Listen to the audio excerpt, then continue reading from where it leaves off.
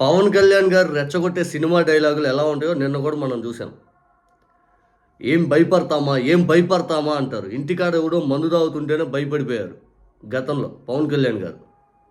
దానికి నన్నేదో చేసేసారు అని పెద్ద హడావుడి చేశారు. ఇప్పుడు పవన్ కళ్యాణ్ గారు నిన్న ఏమన్నారు? రౌడీలు ఉన్నారు వైఎస్ఆర్సీపీలో అంట. రౌడీలు ఉన్నారు, అధికారులు కూడా భయపడుతున్నారు, మీకు యోగి ఆదిత్యనాథ్ ట్రీట్మెంట్ ఇప్పిస్తాను, 48 గంటలు చాలు 5 అని చెప్పి పవన్ కళ్యాణ్ గారు అన్నారు కదా. నిజంగా తెలుగుదేశం పార్టీ రౌడీల చేతిలో మీ జన సైనికులు తన్నించుకొని కాళ్ళు పట్టించుకునేలాగా రాష్ట్ర వ్యాప్తంగా ఘటనలు ఈ 18-19 నెలల కాలంలో చాలా జరిగినాయి. వాళ్ళందరి మీద ఖచ్చితంగా యోగి ఆదిత్య ట్రీట్మెంట్ అనేది వాళ్ళు చేపించండి. మాకు తర్వాత మేమెవరం దాడులు చేయలే, మేమెవరం కొట్ల, మేమెవరం ఇంకోటి చేయలే. మచిలీపట్నంలో ఎక్కిన కొత్తలోనూ ఫ్లెక్సీ వివాదం మీద మీ జన సైనికుడు, జనసేన నాయకుడు ఒక అతను తెలుగుదేశం పార్టీ నాయకుడు కాళ్ళు పట్టుకున్నాడు. జనసేన పార్టీకి సంబంధించిన వాళ్ళపైన దాడులు ఎట్లా జరుగుతున్నాయో మనం చూస్తూ ఉన్నాం. మీ పార్టీకి కనీసం ఈ కూటమిలో పవర్ అనేది లేదు. ఆ పవర్ మీకే లేదు, ముందు వాళ్ళకే వస్తుంది, మీ ఎమ్మెల్యేలు కార్యకర్తలకే.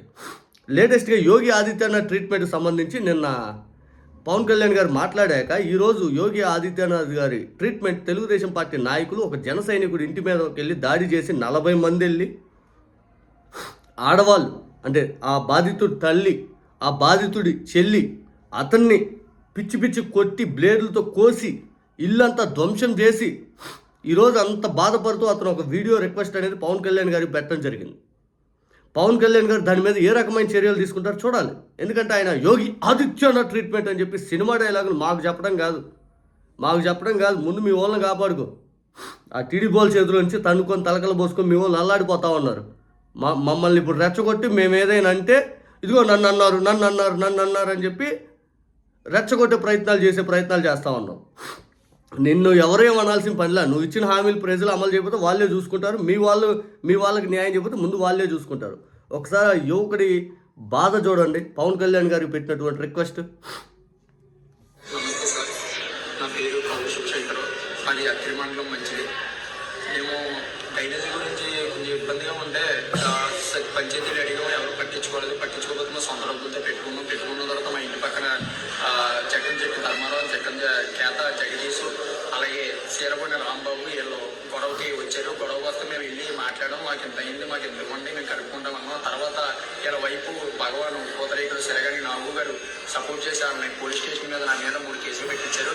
కేసులు పెట్టిస్తే సరే నేను ఆయన దగ్గరికి వెళ్ళి అన్నా నువ్వు ఇన్వాల్వ్ అయ్యావంట కదా ఏంటన్నా అని అడిగితే నేను ఇన్వాల్వ్ అవ్వలేదన్నాడు. సరే అని వదిలేసిన తర్వాత ఈయన నన్ను లేదా టీడీపీ అయిన చేత ఫోన్ చేయించాడు. ఫోన్ చేపిస్తే ఆయన బయట పెట్టాడు. నన్ను అంటే జెండా పట్టుకొని ఒకన్నా చేస్తానంట, అంటే రోడ్డు మీద తిరగని ఒకన్నా చేస్తానండి, అంతేంటో చూస్తానని ఆయన ఫోన్లో మాట్లాడడం నేను విన్నాను. లౌడ్ స్పీకర్ పెట్టాడు ఆయన. తర్వాత వదిలేశాను, సర్లే చిన్న ఆయన వదిలేశాను. తర్వాత వాళ్ళకి సపోర్ట్ చేస్తూ మా అమ్మగారిని కొడతాం, మా చెల్లిని కొడతాం జరిగిన తర్వాత ఈరోజు 40 మందిని ఇంటికి పంపించి అల్లకొల్లంగా రక్తపాతంగా ఇదిగోండి చేతుల నిండా బ్లేడ్తో కోసి ఇల్లంతా బద్దలు కొట్టేసి ఎలా పడతారో చేశారు సార్ పవన్ కళ్యాణ్ గారు. మేము ఇప్పటిదాకా జనసేన టీడీపీ అన్నదమ్ముల్లో ఉన్నాం, మాకు ఎవరితో విరోధం లేదు. ఈ నాలుగొండ వ్యక్తి ఇలాంటి చెత్తనా గురించి సపోర్ట్ చేసి ఆ ఓటు బ్యాంకింగ్ కోసం, సర్పంచ్ ఓట్ల కోసం మమ్మల్ని ఇలా చేస్తున్నారండి. మీరు దీనికి సహకరించి తప్పకుండా తెలుసుకోండి, నిందితుల్ని మీరు శిక్షిస్తారని మనస్ఫూర్తిగా కోరుకున్నాను సార్. నేను జన సైనికుని సార్, నాకు చాలా బెదిరింపుకోవాల్సి వచ్చి నేను బాధపడలేదు, భయపడలేదు సార్. మీరు న్యాయం చేయండి. సిరగాని నాకు వీళ్ళందరినీ నడిపించింది నేను వ్యక్తి సార్. అలాగే సార్ ఈ చక్రంచెట్టి శ్రీనివాసాన్ని, అలాగే కేత దుర్గాప్రసాద్, తర్వాత కేత జగదీష్, వీళ్ళందరూ నన్ను మొత్తం కొట్టి అలకొల్లం చేశారు సార్. ఇంటికాడ మీరే న్యాయం చేయండి సార్. చిన్న పిల్లలు సార్, తలకాయలను కొట్టి తన్నేసి దొంగలు ఆరోగ్యం తన్నేసి సార్ ఎలా పడతారో ఉంది సార్. దయచేసి మీరు న్యాయం చేస్తారని కోరుకుంటున్నాను సార్. విన్నారా వీడియో? అతని ఇంటి దగ్గర ఏదో డ్రైనేజ్ ఇష్యూ లాంటిది ఏదో ఇబ్బంది ఉంటే అతను సొంత డబ్బులు పెట్టుకొని వేసుకొని తీరా టీడీపీ నాయకుల దగ్గర వాళ్ళు వచ్చినప్పుడు అడిగితే అతన్ని కేసులు పెట్టి అతని పైన పిచ్చికొట్టుడు అతన్ని కొట్టి ఇంటి మీద 40 మందిని పంపించి పిచ్చికొట్టుడు కొట్టి ఆడోళ్ళని చూడకుండా కొట్టారు, బ్లేడులతో రక్కారు అని చెప్పి అతను మాట్లాడుతుంటే రౌడీలు ఎవరు, రౌడీయిజం ఎవరిది, యోగి ఆదిత్యనాథ్ ట్రీట్మెంట్ ఎవరికి కావాలి? ముఖ్యమంత్రి గారు అంటారు నెల్లూరులో మహిళా డాన్లు తయారయ్యారని. మేము వైఎస్ఆర్సీపీలో మహిళా డాన్లు ఎందుకు రాలేదయా? మీ గవర్నమెంట్లో ఎందుకు వచ్చారు మరి మహిళా డాన్స్? గంజాయి ఎందుకు పెరిగిపోయింది ఇప్పుడు? గంజా ఎందుకు పెరిగిపోయింది? రేపులు ఎందుకు పెరిగిపోతున్నాయి? మహిళల పైన అఘాయిత్యాలు ఎందుకు పెరిగిపోతున్నాయి? ఎందుకు పెరిగిపోతున్నాయి? ఎవరు చెప్తున్నారు మీరు? ఎవరు చెప్తున్నారు? నడి రోడ్డు మీద రషీద్ అనే పిల్లోని నడికినప్పుడే మీ ప్రభుత్వానికి నూకలు చెల్లిపోయినాయి. ఆ ఎక్కిన నెల 2 నెలల్లోపే ఆ నడి రోడ్డు మీద నర్ర మీద సృష్టించిన వీడియో యావత్ దేశాన్ని ప్రపంచాన్ని వణికిచ్చేటట్టు చేస్తేనే ఆ రోజే మీ ప్రభుత్వం అనేది నూకలు చెల్లిపోయింది. ఆ రోజే మీ ప్రభుత్వం ఏంటని చూస్తూ ఉంది.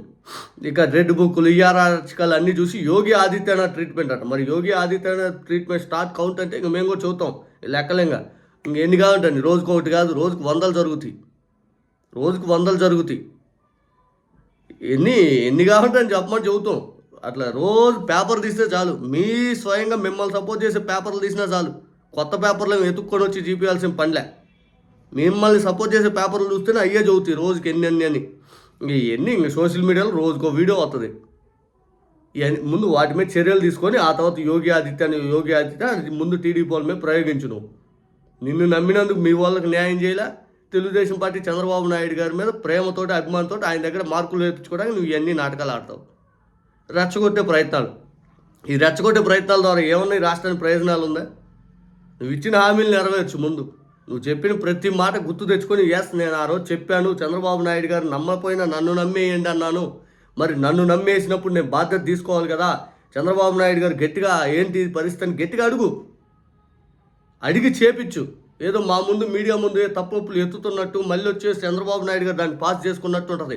ఈ లూలుమాల్ స్కామ్ గురించి నేను అడిగాను అని చెప్పి పెద్ద పెద్ద ఆర్టికల్స్ పేపర్లు వచ్చినాయి నువ్వు అడిగావని. తర్వాత చంద్రబాబు నాయుడు గారు జీవోలు అవన్నీ ఇచ్చిన తర్వాత సైలెంట్ అయిపోయింది. నువ్వు అడిగింది అక్కడ అన్నీ బాగానే ఉన్నాయి అక్కడ అన్నట్టు వాళ్ళు జీవోలు ఇచ్చుకుంటారు.